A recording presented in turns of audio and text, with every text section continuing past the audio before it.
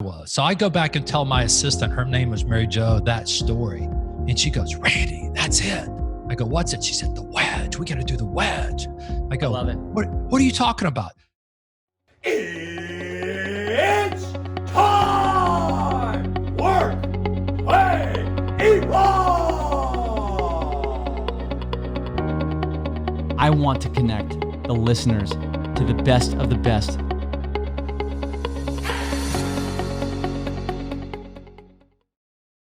Guys, I'm super excited today because I have one of the premier speakers in the insurance industry, specifically when it comes to retail insurance sales. This is a guy named Randy Schwantz. A lot of folks may have already heard of him because his book, The Wedge, is commonplace in insurance agencies across the U.S. Frankly, I'm confident that it is the most effective insurance sales book that I have ever come across, by far, because it breaks down everything you need to know from setting up a prospect to having that conversation to dealing with the incumbent. It's a huge, very unique thing to the insurance industry, and Randy has really effective strategies that help drive a wedge between you and the prospect and the incumbent. So Randy's an accomplished author. He's written multiple books: Agency Growth Machine, How to Get Your Competition Fired, Grit, Red Hot Introductions. He's been featured on major news networks like ABC. He's the owner of the Wedge Group, which is a business, performance, and sales consulting firm. His strategies have been adopted by hundreds of companies in the insurance industry and by thousands of retail producers across the U.S. He and his wife live in Cary, North Carolina. His wife's name is Lori. Could not be a nicer guy. And I don't think there is a guest that can provide more value when it comes to retail insurance sales than Randy. So I highly recommend connecting with him. We will list his contact information on our website, and he also mentions it at the end of the podcast. But we touch on, again, everything from Michael Jordan to Tony Robbins to setting up cold calls, and I think it's just filled with value, especially for someone that's looking to refine their approach to retail insurance production. So with that said, hope you guys enjoy. See you in the next one. Mr. Schwantz, it is great to be with you today. How are you, and how is the shelter at home treating you? Yeah, I mean, I'm doing great, and I live right there on the golf course. That's the fourth tee of the fairways, and fortunately, we got 3 golf courses here on this property. So the fact that I live on a golf course, have a golf cart, has saved my life. That doesn't sound too bad. It doesn't sound too bad for a quarantine. So no, it's been. I mean, honestly, it in so many ways it's been awesome. I haven't had to travel near as much doing training and stuff, and I mean, it kind of really makes for a better lifestyle. Yeah, well, that's awesome. Well, Randy, I noticed in your background some very cool things behind you, and I know in a recent webinar, you broke down how your audience can build an ideal work from home setup for Zoom meetings and GoToWebinars and GoToMeetings and stuff like that. Can you break down your background for me and all the purpose that went into everything that's behind you at the moment? Yeah. So, I mean, part of what's behind me is that's an image. So if you're doing, particularly in the world of COVID, right, this world we're playing in now, it opens up a huge door for us to become great at doing virtual sales calls. Mm-hmm. And so when we get on, in front of Zoom and the camera, we need a background that kind of represents who we are. So obviously I took, there's the wedge, you can see that right there. And there's all the books I've written, or most of them anyway. And, picture of the family and all that stuff. So it's all kind of staged on purpose is to create some credibility and all that stuff. Yeah. No, that's awesome. I love all the thought that went into it. And on the pandemic topic, one thing I heard you say in the webinar that I saw recently was that this coronavirus pandemic could be an enormous opportunity based on your personal experience with the savings and loans crisis in 1986, because you'll have to correct me if I'm wrong, but it sounds like you started a business in 86 and that changed the course of your life. Can you fill us in on how that process worked? Yeah, I mean, so in 86, everything went to hell. I mean, it was horrible. And people going out of business and stuff like that. So it really, I started the business in 92. It kind of morphed through some, because I had a couple of subcontractors who went bankrupt I was working for. Anyway, bottom line was finally the way to go where I want to go. And it wouldn't have never happened had that not hit. That became the opportunity to pivot, make the shift, and go start my own business. And so I feel for so many producers today, this is going to be a pain in the butt or a huge opportunity. And I was talking to a friend of mine in New Jersey the other day. He goes, you know what? My territory just got huge because I can make sales calls all over the country now where when I drive, you got a 50-mile radius. Oh, yeah. So learning how to do virtual sales calls is a game changer for a lot of people. I totally agree. I couldn't agree more. I think, if anything, my background here, I'm working remote actually down at my brother's place right now, but it could definitely be improved. But that's kind of the same thought process we've had with setting up our own little studio in Northern California. So I'm right there with you. But Randy, if you don't mind, I would love to get into a few questions directly regarding your book, The Wedge, if that's okay with you. Great. So for those people out in the industry who don't know who you are yet, can you tell your story about how you came up in the industry and what inspired you to write the book, The Wedge? Yeah. So,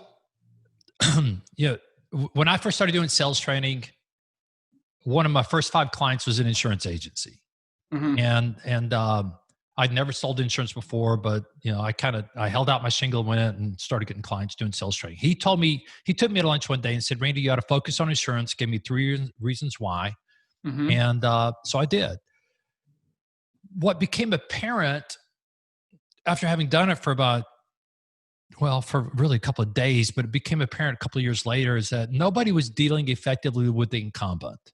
Right. That there was the elephant in the room. There was a bad guy. Everybody had been taught about build relationships, ask probing questions, try to get a chance to quote, get the policies, go find a coverage gap, bring it back, present, and keep your fingers crossed.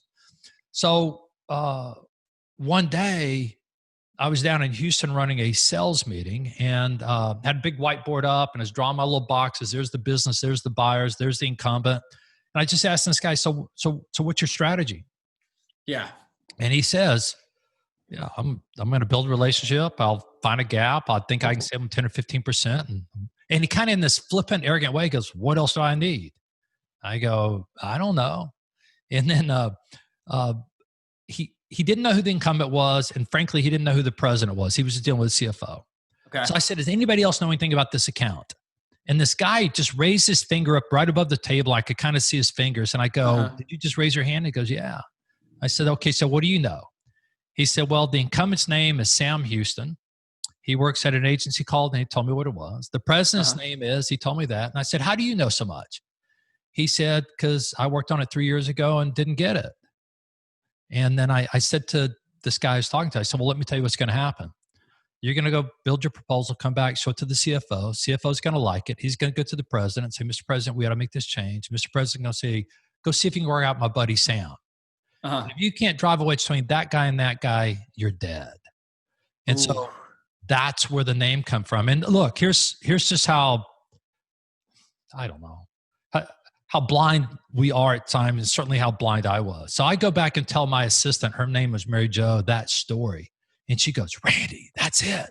I go, what's it? She said, the wedge. We got to do the wedge. I go, I love it. What are you talking about? And then anyway, she kind of went on. And I said, nope, Mary Jo, we got to stay focused. I'm working on a thing called Milestones. Let's develop that. Anyway, long story short, Milestones is a ripoff of a guy named Dan Sullivan up in Canada. Almost everybody knows him. He's famous. Okay. I get a call from his office one day and say, hey, we understand you're using some of our concepts. We'd appreciate it if you wouldn't. And I just go, sign from God. Let's take Wedge and let's roll. And came out with a book. Yeah. Got lucky, found a publisher, national underwriter. They promoted the hell out of it. And it sold a bunch. And it's really interesting, for a book that's been out 20 plus years, it still sells like hotcakes. I will say, in my personal experience, it is the most effective insurance sales book that I've ever come across. So I just want the whole audience to know that out there because, it's not a long read, but it's so much value from start to finish. So I'm a huge fan, Randy. And if someone was listening and they're like, oh, you mean, what is the wedge? Like, how would you define the wedge that, you're driving between yourself and the prospect? Is there a way that you define what the wedge is in a couple sentences? Yeah, really, you're driving away between the prospect and the incumbent agent. Right. And Right. you're asking a type of question to get the buyer, you're raising their expectations, get them to discover they're getting underserved by the bad guy, we call the incumbent. Uh-huh. And after a couple of those questions, and here's what's beautiful about it that most people don't pick up on unless you explain it, but it's almost anti-selling. It's almost the antithesis of having tried to convince somebody you're better. It's a really laid back approach to ask a question, lead to discovery, and then at some point the buyer has that shift and gets kind of pissed off and go like, Yep. why am I putting up with this? And Yeah. that's why it's been so successful. Well, that's great. I love how in the beginning of the book, you clarify the difference between selling and winning. And I think there's a lot of parallels to Jim Collins' Good to Great when he discusses that good is the enemy of great. And you have, a great example of how you relate selling and winning to two different skiers going down the mountain. Can you elaborate a little bit on that example and what separates a seller from a winner? Well, a seller is somebody that's out making a lot of calls, telling their story, getting a chance to quote. A winner closes deals and gets paid. It's that simple. Yeah. Yeah. No, that's awesome. And just to pipe in on this, I was having breakfast with a guy this morning. A guy's been a client for 8 or 9 years, and he works with. I'm going to tell you, but he works with this group where they deliver a lot of packages to our homes. He's writing a boatload of that business, and I just asked him, "So, what's your close ratio?" He said, "Right around 85%." Wow. That's a pretty enviable close ratio for anybody on the planet, right? No doubt about that. Yeah. And so I asked him, kind of a little humorous. I said, well, how are you doing that? And he looked at me kind of like, because we're having breakfast, having coffee. He looked at me like, Randy, are you being stupid? That's how he kind of looked at me. Like, are you being stupid? What do you mean? How do I do that? I use what you taught me. And he's a great Wedge student, and he just mastered it. So, Randy, on the topic of students, I work with a lot of retail agencies across the U.S., and I don't see a lot of built-in systematized training programs for producers. Are there some common mistakes that you see producers make early on in their careers when they're looking to start building a niche in a book of business? Well, I think, the mistake they make is they don't build a niche. I mean, that's the first mistake is they don't have a niche. They're generalists. They don't know the business. They're young, so they're hard to, it's hard for them to build a level of rapport. And so, and then they've been trained in many times in the traditional approach of it's all about relationship. And look, I mean, many times the senior, whoever the senior is in that firm, came up in an era where it was all about relationship, network, be around people, get people to like you. You do that long enough, you'll write some business. So the mistake for the young guy, and this sounds horrible, the mistake for the young guy is listen to the old guy when the old guy tells them it's all about relationship. Right. Because it's not. It's about the ability to bust the incumbent relationship. And to do that, you need to have a strategy. You got to have differentiation that is black and white. Every time we do, Pat, when we do a workshop, I play a video.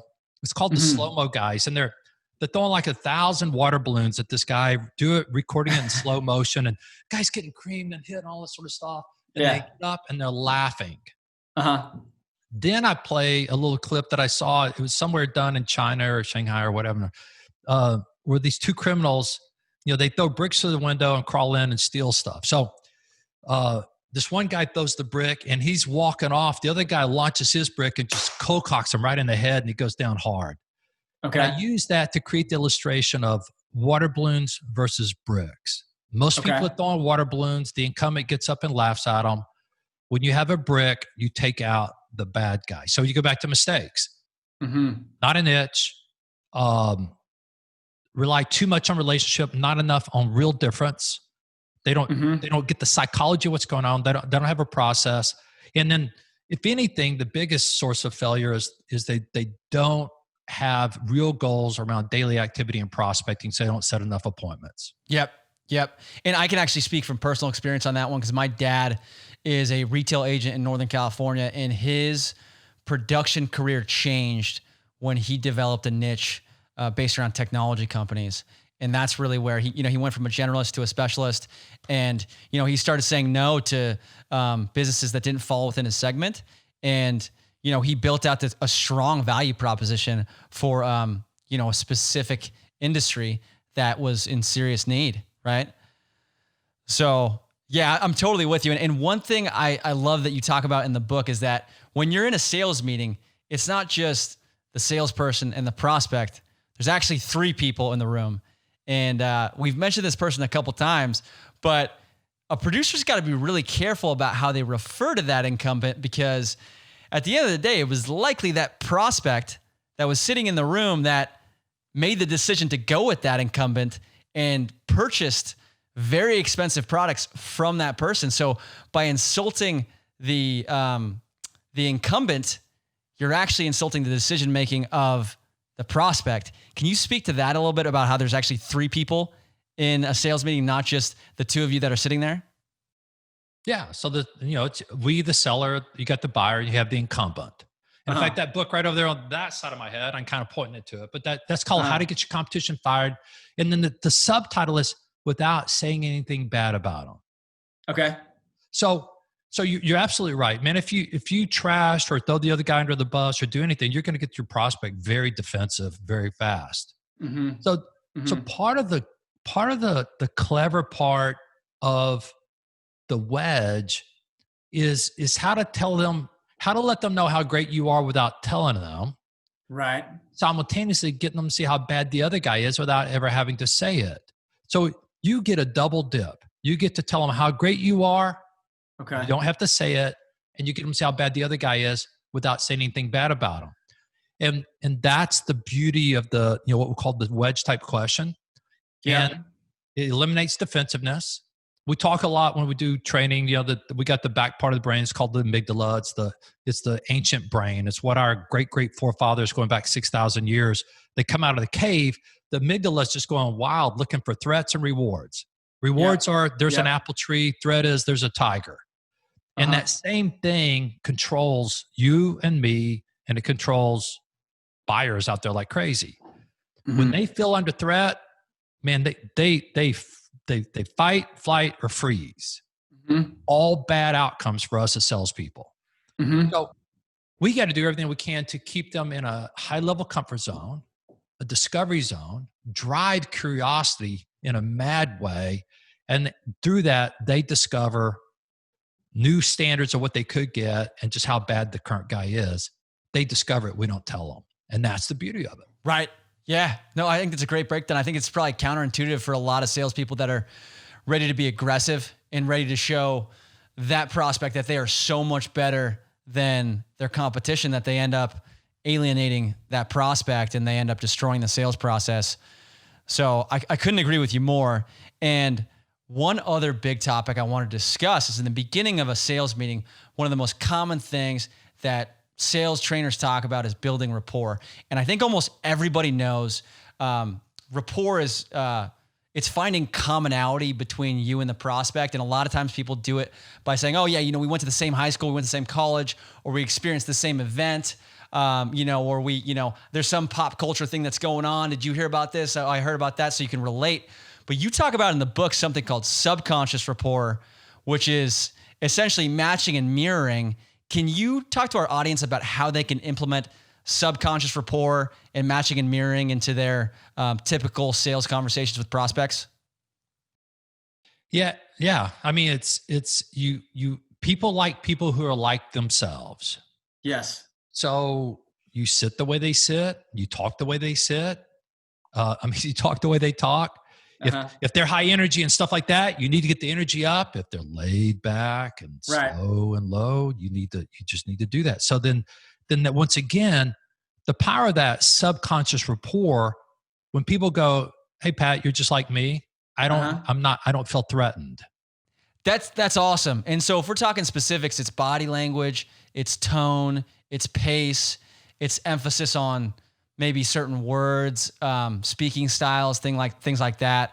I know you had a great example in the book of, I think you were talking to an agent in Texas or a prospect in Texas, and you almost lost the deal because you were getting real excited about closing it, and the thrill of getting the bind order was right there, but you took a few steps back and then ended up closing the deal because you were able to stay on pace with exactly what that prospect was thinking.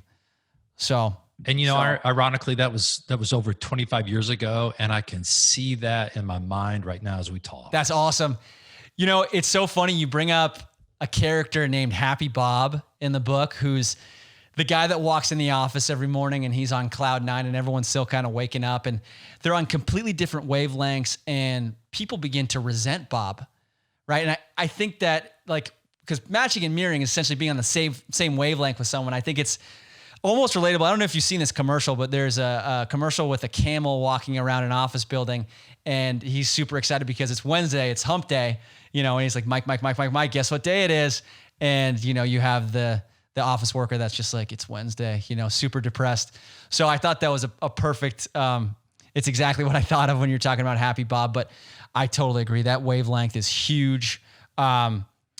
So another topic, once we kind of get through rapport, and we're talking about, I actually think this next topic applies to not just the insurance industry, but every single sales process that exists, is finding the pain, bringing that pain to the surface of that particular prospect. And you have a technique called the picture perfect technique that specifically addresses bringing this pain to the surface. Can you explain how the picture perfect technique works?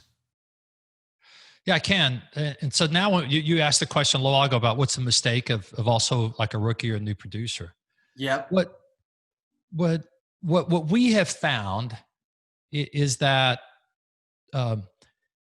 all a picture perfect is what we're going to call a proactive service that you do that the incumbent's not doing, and that's where that buyer is being underserved. Mm-hmm. So when you simplify it that much, what's beautiful about it is that you can help new producers. But basically, when we're running sales meetings, we're making people define and defend or articulate what they do that the incumbent's not doing before they ever go out. And so the ability to find pain. I went out this weekend with my my future son-in-law. He's we had about, I don't know, 12 or 15 high-powered rifles, and we're target shooting, having a great time. Nice. So at one point, you sitting there looking through, and you put a laser right on the target. Uh-huh. So you know what the target is. You know how it is. So when you've got the proactive services that you do that the competition doesn't do, it's like putting a laser on the buyer's forehead. You know exactly where they have pain, even when they don't. It makes it, no longer is it a treasure hunt. Now it's open up the cabinet and there it is. Now that you have that, we're going to call it a proactive service.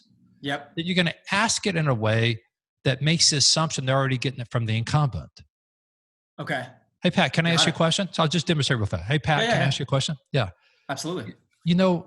When your broker comes out about 90 days after the renewal to do a claims review, and they get out the loss runs, and you guys scan down through the open claims to locate the reserves that are set too high by the carrier, and then develop a plan to get them reduced so you don't have to worry about overpaying for your insurance. Are you comfortable how they go through that process? And I'm going to say they actually don't do any of that. Now is the next step we call takeaway, which is another opposite of what you expect to happen. And Randy, let me jump in real quick, because this may have been my favorite part of the entire book. The takeaway is something that I think is counterintuitive and also one of the most difficult things for salespeople who are aggressive, autonomous, ready to go in and get the win to master, because it takes some serious self-control to do. But I'd love to hear your breakdown of the takeaway. I mean, it's pretty simple, and it's just, after you ask that question and people were not getting it, what we want to say is, "Ooh, will I do that?" And then you want to open up the door and just start selling. The opposite of that is just go, okay, well, so how that's not that big a deal. Right. Now, as you do that, and Chris Voss is the FBI guy that wrote the book, Never Split the Difference. Amazing guy. Great book. And this, it's a great book. And He's talking about in a tough negotiation, why tough negotiations with terrorists is a lot more laid back than the negotiations you have in a boardroom. Oh yeah, the FM voice. The FM voice, the yeah. DJ voice. So when you do the takeaway, you do the DJ voice. And you just kind of let it drop like, okay, so then having that's not that big a deal. And you just let it drop. No energy. Back. Right. When you do that, then it's easy for the buyer to go, well, yeah, of course it is, which is exactly the answer you want. They get to own the problem. Right. So you're pushing them to defend the benefit of a change, right? I'm going to say you're pulling them rather than pushing them. Okay. You're pulling them to move. You're pulling and you're creating a space. You're creating a vacuum. So that it's easy for them to want to go get it. Rather than them feeling like they're being sold, basically what you just created this big old vacuum in the room and they go, of course that's a big deal. Now they're owning the problem rather than you're trying to sell them on the problem. Got it. Yeah.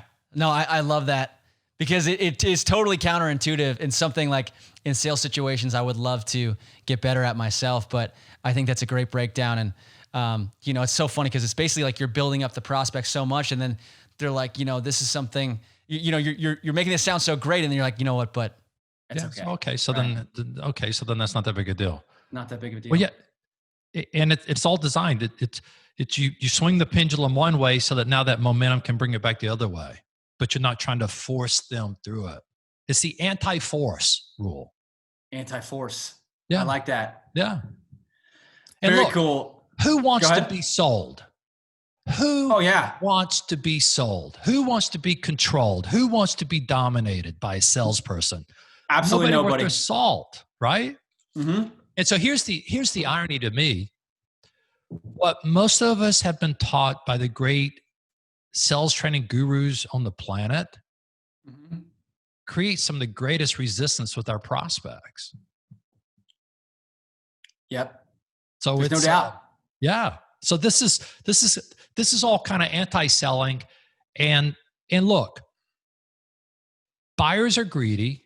Human beings are greedy. We all want something more than what we have. So when you can so effectively articulate this thing, make the assumption that they're getting it, when they say they're not, say, okay, so having that's not a big deal. Now all of a sudden it just creates this vacuum in their life. Like, well, how do I get that? How do I get that? And it's counterintuitive. It's the opposite because they want a better life. We don't have to sell it. We just got to paint the picture clearly enough where they know what it could be. And once you raise that expectation, it's hard to go back. Yep. And that's what we're doing. Yep. And so I love where you're going with this. And one of the most powerful stories in the book to me was the story about your dad and the life insurance salesman. And to preface and give you some context from my own experience, I have friends that look down on sales and think sales is tricking people into things. It's immoral, but I personally believe it's the opposite of that. It's bringing value to the people that don't realize that they actually need it. And so do you mind telling that story about, how that life insurance salesman didn't do a good enough job to get your dad what he actually needed? Yeah. So, my dad was married to my mom. We've got 3 kids. He knew he needed some life insurance. My dad, we have a lot of German in us. We're kind of cheap. We're kind of tight, really pragmatic, all that stuff. And so when he talked to a life insurance guy about what he needed, then he told him the life insurance guy told him whatever, but then my dad didn't want to pay for it. Right. And what I feel like, if that guy really is doing this job, rather than going, okay, well, let me just sell you the least minimum so you can feel good about yourself, my father, right, but really screwed the whole family. He should have go, I can't do that for you.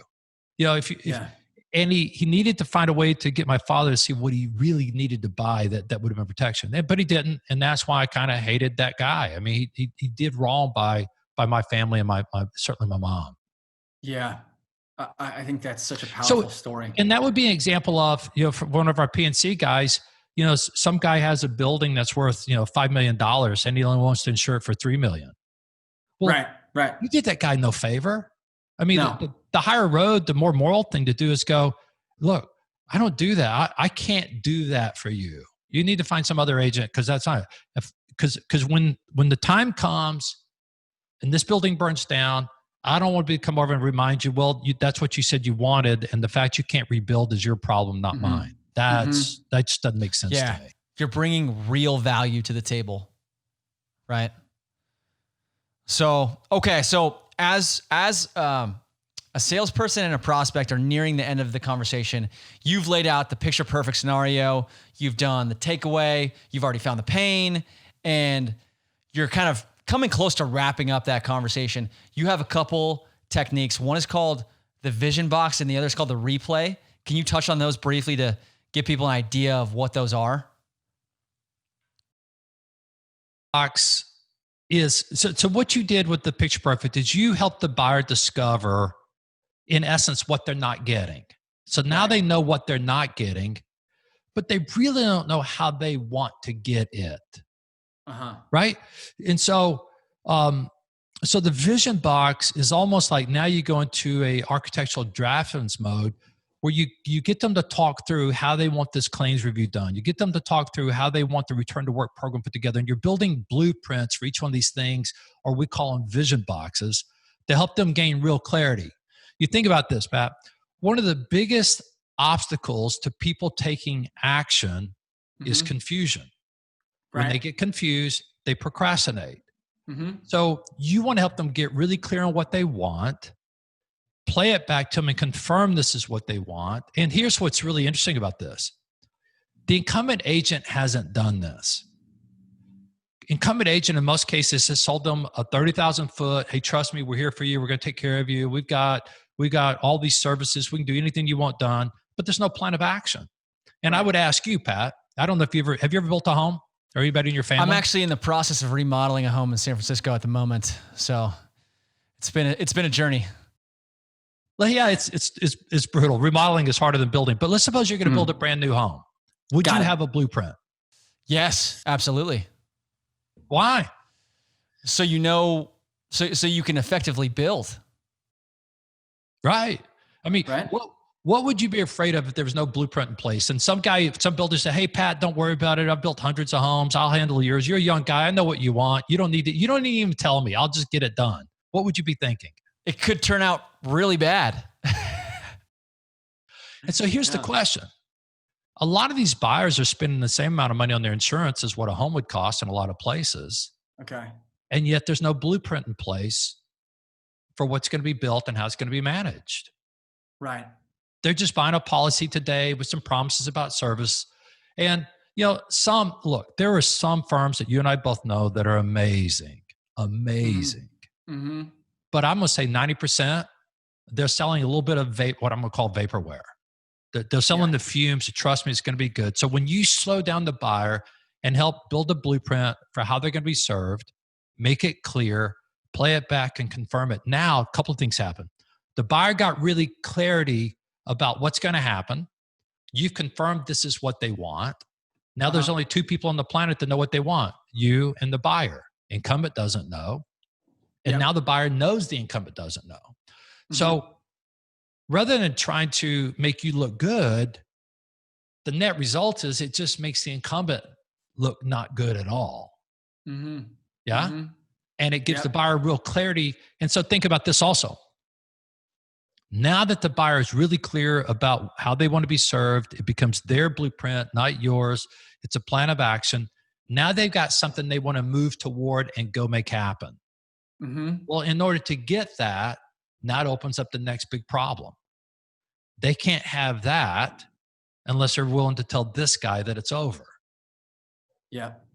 And so now you've got the carrot out there, if you want to, what they want. And so then that opens up the door to the next piece we call the rehearsal technique. Right. I love this. Can you break down the rehearsal as well? Yeah. So, basically, it's kind of, my clients, it's kind of known as the wine and cheese is what we call it. Because you kind of say to your buyer, after you go, okay, Pat, there's your game plan. What would you like for me to do? Well, Randy, can you give us a proposal? Oh, yeah. In fact, that's the easy part. Can we talk about the hard part? Well, yeah. What do you mean? Well, suppose it's 8 weeks from now, we're back. There's your proposal. It's got all the things you said you want. In the meantime, you've checked us out. You know we're for real. We do what we say we're going to do. You look at the price, it's competitive. And then you say to yourself, I think I found myself a new broker. Can you imagine that happening?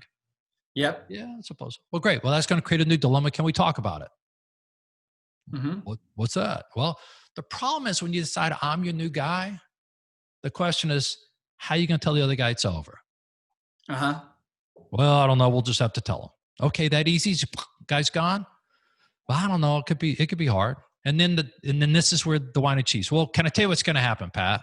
I promise you, when he finds you out that you're going to make this change, he's going to hop in his car, come driving over, pull out the VIP card, run it through your back door, bring in a wine and cheese basket, say, here, you pop the top on the wine. He's going to slice the cheese. He's going to hop up your lamp and say, Pat, don't do this. Right. I mean, haven't we been friends? Look, Pat, I don't know what they're telling you, but if it's price, we can match it. Coverage, we can get it. Service, we can do anything anybody does. And come on, man. Don't you remember about 4 years ago, you had that tough claim? I fought to get that thing paid for you. Right. And he's going to put a lot of pressure on you to do nothing. I'm just curious when he does, how are you going to handle it? So basically, you're putting the buyer into the action. You're making it real. You're bringing the incumbent into their office and you're taking them through that emotional deal. And I use when I'm doing my workshop, I'll talk about my youngest daughter. In fact, the reason we moved to North Carolina, she's playing volleyball at Duke. And nice. Yeah, cool. so all my kids are great athletes, but I just remember one day, to make a long story short, Lori was off at the volleyball tournament. She texted me. She said, I'll be home about 2:00. Do you want to go to a movie? I go, yeah. So 2:00, she picks him up in the driveway. We're driving to the theater 10 minutes away. She says, what do you want to see? I said, I'd just like to see a comedy. So we get to the theater. We're looking down through the deal. And the obvious comedy just started 20 minutes ago and didn't want to go in late. And then we see this movie, No Country for Old Men. That's going to be the hoot. Tommy Lee Jones. I bet that's fun. I'm thinking like Grumpy Old Man with Walter Matthau and Jack Lemmon, the old funny movie. So you go into the movie and then just right off the bat, man, I'm just like, people are getting shot and killed and it's bloody and it's nasty and it doesn't stop for 2 hours. Right. And I felt like I was a character in that movie. And we leave the movie and my stomach's in knots and I look at my wife and it's kind of like, honey, I hate you. Why did you let me that movie? That was horrible. So anyway, couple of months later, laying in bed one night, flipping through the channels and what's coming on TV. No Country for Old Men. She goes, you want to watch it? I don't know, I guess. So anyway, the movie starts. And now every scene, you've already seen it. You've seen boom happen. You've seen Woody Harrelson, get shot in the belly. You've seen all that stuff. And the second time you see it, it's almost like you can laugh at it. Yeah. That story exemplifies what the rehearsal technique does. It makes it so graphic for the buyer to go through the problem and the emotional trauma to be able to tell the incumbent it's over so that when it really happens, he can almost laugh at it. And that's why it's so powerful. That's awesome. I love the analogy that you made because at the end of the day, it's probably not that difficult for that incumbent to drop the price and match the coverage based on the markets they have access to.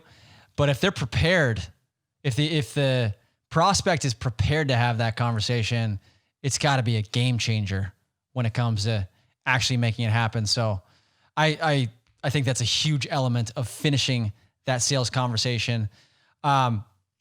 So one other question I had for you, Randy, was not every producer is 100% effective, right?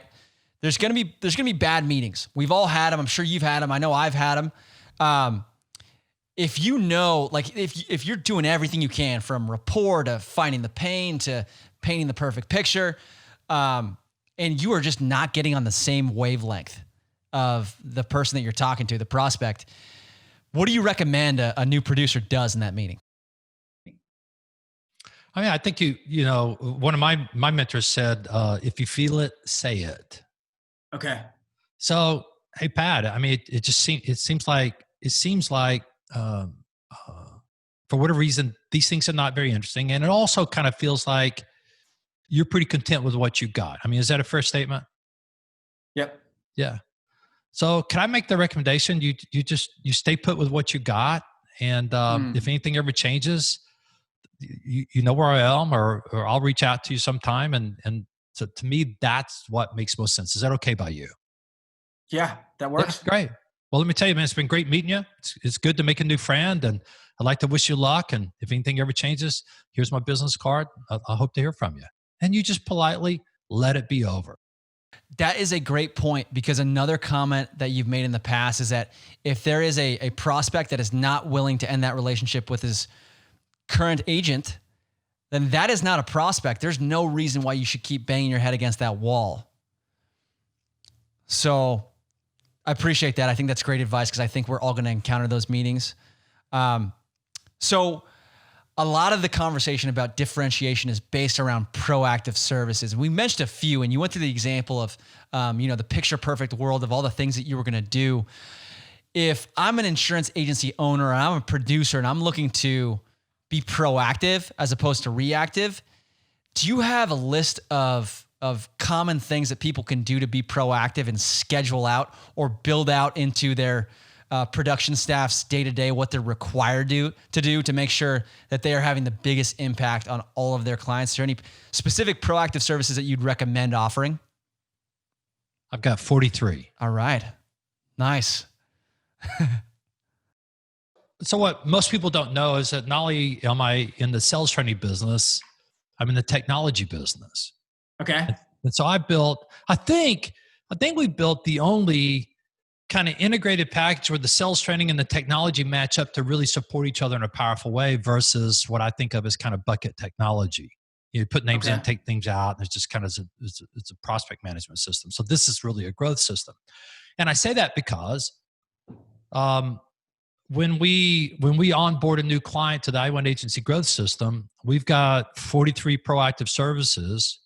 We go through them one by one, talking about what matches up with their business, their focus in the area of workers' comp, transportation, understanding exposures, the marketing processes, general services. Break down all those 43, drop it in there, so that out of that, now they've got a database of 43 wedges, and then they've also got a database of 43 services. Mm-hmm. And so these guys are just, now you can drag and drop and create a service timeline for a client in about 3 minutes. Yep. And then you can prepare the other beautiful things. You hire a newbie. Now you can tell a newbie, look, I got 12 wedges in there. Go let's go pick the 12 you're going to memorize in a week, 2 weeks from today. When we get back together, you need to have it done.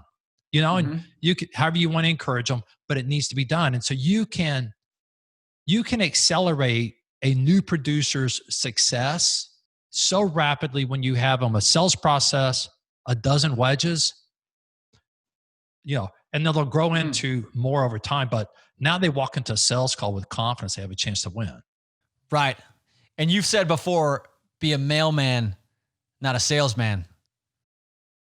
Yeah. Right. A mailman delivers, a salesman makes promises. I'm just thinking Karl Malone. He delivers, the mailman, right? My wife loved Karl Malone. She bought Karl Malone books and videos and his workout. I hated him.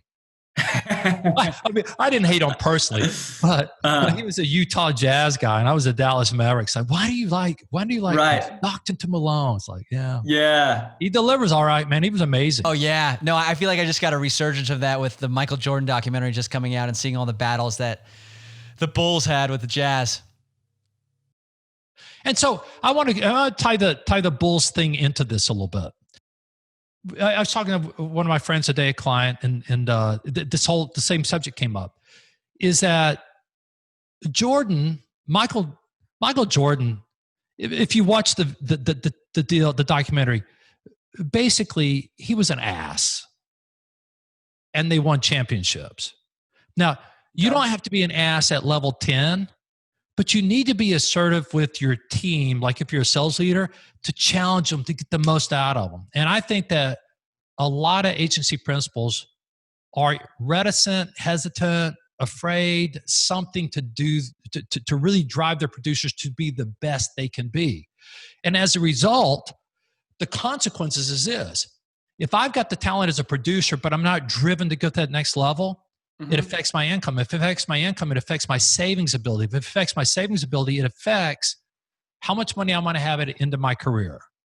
And so part of my mission is, as a typical producer, when you in this business, because it's such an amazing business, you need to have somewhere between, at a minimum, 2.5 up to probably $4.5 million in your investment account to take you through into live. Yeah. All this stuff, there's a correlation. Teach people how to win, tough love, get them prepared to go win the piece of business. Teach them about goal setting, that it's not just about trying to make the boss's quota. Their goal should be based upon them becoming multi-millionaires. Reverse engineer that, drive the savings capability, and all that stuff just kind of, to me, wraps up into one big package that is the basis that would drive growth to a whole new level, and everybody would love it more. And occasionally you have a little friction, right? Yeah. A little friction. But to me, that's what good firms are, man. Not a lot of friction, but a little friction. Right. Yeah, no, I love the correlation between production and Michael Jordan and the Bulls. I mean, there's no doubt that he was willing to do whatever it took to win, including, basically destroy his reputation with a few of his teammates, where a lot of them clearly didn't have the greatest feelings about him, but they respected him at the end of the day, So anyways, I love the Karl Malone reference. And there's a couple points I wanted to chat with you about, because I know retail producers are going through these topics and using these different items in their sales strategies every day. The first one is cold calls. And in regards to cold calls, I personally have always enjoyed starting out a cold call with a really bold, undeniable, true statement about what you're bringing to the table. Is there elements of a cold call that you think should be included when you're calling a person for the first time? Yes. So it's interesting you use that two terms, a bold statement. So our cold call is called bold statement appointment setting. Oh, nice. Very appropriate. And so when you make that call to that corner office person, they could care less who you are. They could care less where you're from. They could care less about any of that. What they care about is they have a problem, and if you know how to solve it, put the problem on the table hard and fast, and assert that, maybe leave the door open through an open loop, that maybe there is a solution to that. So, like, my best bold statement ever doing what I do is I'd call you up, ring, ring. Yeah, this is Pat. Hey, Pat, Randy Schwantz. And I wouldn't say Randy Schwantz or Schwantz or none of that stuff. Just, hey, Randy Schwantz. Yeah, Randy, how can I help you? Hey, Pat, I help insurance agents bust the incumbent relationship. Is this okay time to talk? So that was my deal. I go right at the heart of it, no fluff, find the biggest problem, the thing that they most hate, and then make that my bold statement. So as an insurance agent, same deal. What a buyer, everybody says buyers hate insurance. Then go find out what they hate the most and build your bold statement around that. Yeah. And then build to back it up with the solution and all that sort of stuff. And we've got people that they've improved their appointment setting ratio by 700%. Wow. That's crazy.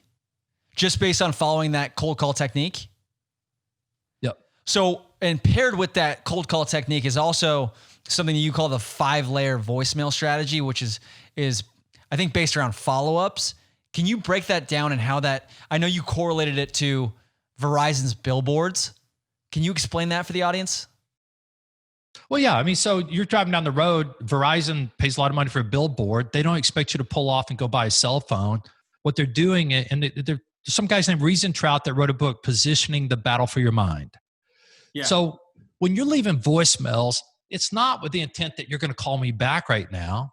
Right. So I don't want to leave a voicemail. Hey, Pat, Randy Schwantz, Schwantz and Associates, give me a call when you get a chance, 214, blah, blah, blah, blah, blah. What I want to do is I want a message that sticks on your brain. Yeah. Because when you think, if it's not going to happen now, when you think about insurance or the need in the future, I won't be the first guy in your file cabinet up in your brain. So your voicemails and your emails, you would correlate a voicemail and an email together. So when you're not there and I get your voicemail, then I'm gonna leave a voicemail that highlights a problem. Hey Pat, I work with executives who are concerned about problem X, Y, Z, X. Please give me a call at boom, boom, boom. And then I'll send out an email with that same headline, simple, same content. I'm positioning, right? Next email, next time I call you, I don't get you on the phone. So, and I'm going to get that say, hey, this is Pat Costello. If you're a sales guy, please leave me alone and hang up now. Because that's kind of what they're saying on their voicemails. Yeah. It's not that bad, but you get the point. Of course, yeah. I'm talking about the buyers, right? So then we sit there and go, hey, Pat, you might not remember, but I left you a voicemail about solving XYZ. But if that's not a problem, maybe the bigger problem is ABC. And so you're stacking your problems so that you've run through your top 5 problems, and your emails and your voicemails both match up with that. Because you're positioning as somebody who solves problems. And look, nobody cares you're with blank, blank, blank, and been doing them for a long time, and you're an expert and a genius, all that crap. Nobody cares. Yeah, lead with the problem. So that's what your voicemail strategy should do. Got it. And Randy, one question I get a lot is, if I'm in a sales position and I'm looking to connect with this prospect and they haven't responded yet, should I be following up the next day, and then the next day after that, and the next day after that? Should I put 2 days in between? I don't know if it's a perfect science ever, but do you have a schedule that you'd prefer your sales people following as they're going after prospects? Yeah, just go every other day for five attempts. Okay. Right. So that's going to get you through basically 9 days. Monday, Wednesday, Friday, Tuesday, Thursday. Boom. I'm done with you for a while. I'll put you on hold for 2 months, and then I'll come back and I'll cycle through it again. Right. So you don't want to become a pest, but you do want. And so once again, the purpose of your combination, the 5-layer voicemail, 5-layer email, is that you're stacking those problems to stir their mind, their curiosity, and you're also positioning you. Okay. And then if it doesn't happen, really the other thing, particularly for mature producers, is to more effectively work their clients for introductions. But that's a whole different subject. And that's something that most people don't do after reading your book, is ask their biggest clients for those referrals and focus on those larger accounts, which I think could be key for a lot of producers. Oh yeah, if you want to rapidly increase your income, you need to write bigger accounts. It's not that you can't get into bigger accounts by making cold calls and stuff, but if you want a direct entrance, I call you, I want to meet your dad. You can set up, you can set that up in a heartbeat, right? Yeah. But same way if you're my client, guy, you can set up in a heartbeat if you want to. So what could take months or years through a client, I can get done in 5 minutes. Now you got to go back and ask the bigger question. Why am I not doing it? What's the fear? What's the anxiety? What's that little thing chatting in my ear that says you're not worth it? You're not that good. You didn't do that good of a job. Hey man, what if they don't like you? What if they want to fire you because you asked them that? And so all that talk, people talk themselves out of it.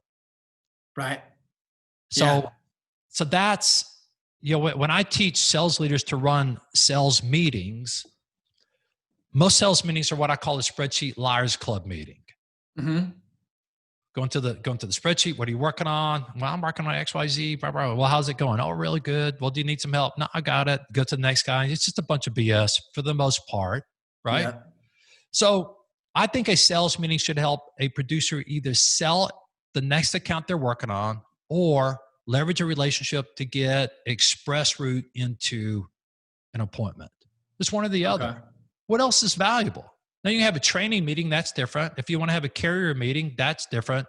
But a sales meeting with salespeople, producers, about 7 is the right size of team. You don't want to get 8, 9, or 10, it's too many. All right. And you want to focus them on either beating the incumbent, so you're defining differentiation to beat the incumbent, or you're leveraging a relationship to get introduced in. And if people would do that, it's no different than, when I went skydiving, when I walked on fire, first time I gave a speech, it's all scary as hell, man. It's scary. Yeah.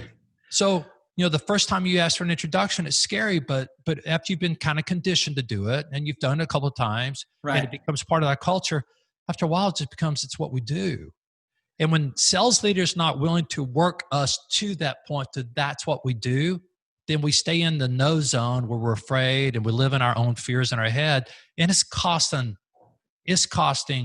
everybody literally a boatload of money, a boatload. Uh-huh. Totally. Well, Randy, I got to ask, where did you walk on fire? Yeah, it was in Plano, Texas. Well, I did it once in Plano, did it another time in Chicago. Was it for, cause I've actually previously attended a Tony Robbins event where that was we all ended up doing that, which was definitely an experience. No doubt about it. For me, and it's different for everybody. For me, and look, you know, I'm a West Texas Lubbock guy. Uh-huh. I grew up out on a small farm. All my friends were farmers. Okay. When I graduated high school, I didn't really have any direction. I mean, that's the truth. I worked in construction, worked on the railroad. I just did labor type stuff, and then I finally got a job, moved to Dallas. And the story back to when the real estate '86, all that stuff went bust. It was brutal, and I just couldn't find a place to fit. Anyway, long story short, I heard about the Tony Robbins deal. I went and did it, and that became a major metaphor for me. It's like most people will never try to walk on fire because they don't believe they can. Before I did it, 50,000 people already done it. If they can do it, why can't I? So that became my phrase. If they can do it, why can't I? Yeah. And that led me to start a business, write a book, create a technology company. And look, some people are just geared for that, but I wasn't. And by getting that emotional belief breakthrough, that's what the Firewalk did for me. It was awesome. That's totally cool. Yeah, I had a very similar experience. And Randy, I also want to be mindful of your time, but I have a couple more questions if that's okay with you. So if I'm a new producer starting out in the insurance industry and you had to break your initial advice down into 3 actionable things that I could implement immediately, what advice would you give me as a producer? Yeah, I guess so. The 3 things: activity, skills, and knowledge. Okay. So I got to get my activity down. I got to get my activity down. It's God.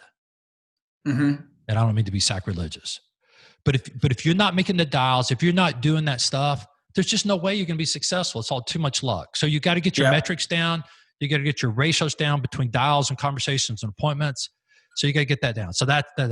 Then the next thing, you got to build the skill. You and I were talking a little while ago about your bold statement. That's a skill. Get that skill down so you can deliver that. It becomes predictable what the buyer's going to say, and you now you know how to do it. Then the third thing that becomes knowledge. You build up your knowledge about your niche, what buyers want, where their pains are. You know what kind of services you provide that the competition's not. So if you got activity, skill, and knowledge, and you work on that like crazy, you'll be incredibly successful. Yeah, that's phenomenal advice. I really appreciate you breaking that down. And I think everything that you've said today, Randy, I think is super valuable. I think most insurance agencies are extremely complacent based upon renewal commission. I just had John Wepler, chairman and CEO of Marshberry, on the last podcast, and he was talking about the complacency of agencies across the country because, they just have these books of business that renew. And so I love when you're talking about proactive services. I love when you talk about the systemization, the blueprint of that. Not only you deliver to the prospect and show them how it's going to work, but you're having your employees or your producers are building their own blueprints for success and systematizing things. So I love all that. And, so I'm totally good. I, again, want to be respectful of your time. Is there any final topics you want to touch on or anything you want to promote or discuss before we jump off here? Yeah, well, I'll lay out just a concept or a thought, and then I'll tell a little bit more about iWin if I may. So absolutely. It's interesting. There's a friend of mine that special ops guy, worked at the Pentagon. His assignment was international relationships, specifically China, Russia. Okay. And just a really interesting guy. And he was telling me one day, he said, a lot of, when Americans talk, they go, well, should we be afraid of North Korea? no, that guy's way too much of a narcissist. He's not going to blow himself up. We need to be afraid of China. Okay. China, they steal from us. They steal our ideas. They don't play by the rules, blah, blah, blah, blah, blah. And then here's what he said, and here's what got me. Okay. He said, the problem, though, is that we're like Siamese twins. If we bite them, we bit ourselves. We could destroy their economy, but when we do, we destroy ours. Right. So Siamese twins.